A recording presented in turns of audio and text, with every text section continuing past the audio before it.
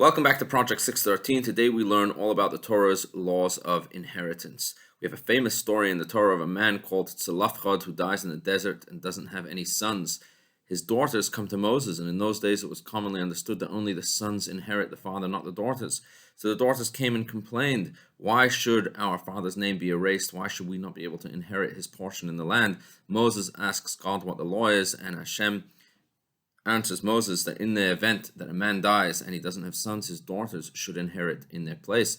And then we have a whole detailed description of what happens when a person dies, who inherits, and in what order.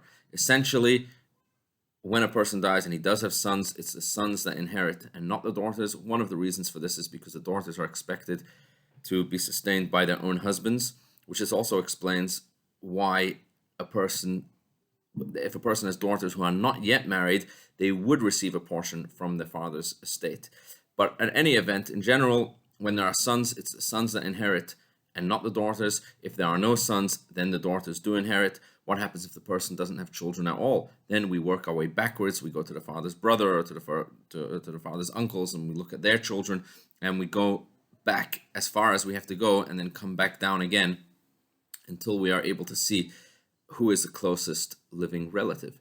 That is the mitzvah, that we have to follow the Torah's guidelines for the order of inheritance. One of the most famous details of this law, included in this mitzvah, is the idea that a firstborn son inherits a double portion. The Bechor, the firstborn, gets the double portion, and there are a few exceptions to this as well. Number one, if he is a firstborn of the mother but not a firstborn of the father, then he would not get the double portion. In order to get the double portion, he has to be the father's firstborn. A second exception is that any assets that only come into the father's estate after he dies, that would not be part of what the firstborn gets a double portion. Only those assets that were already in the father's estate at the time that he died, those are the ones that the firstborn gets a double portion of. An interesting thing about this law is that when it comes to most mitzvahs of the Torah, usually we say a person is only obligated, or the mitzvah is only in effect for a boy or a girl once they are over bar or bat mitzvah, a boy who has to be 13 and a girl 12. But when it comes to inheriting, from the moment a baby is born, the moment they take their first breath, they are the full inheritor of their father.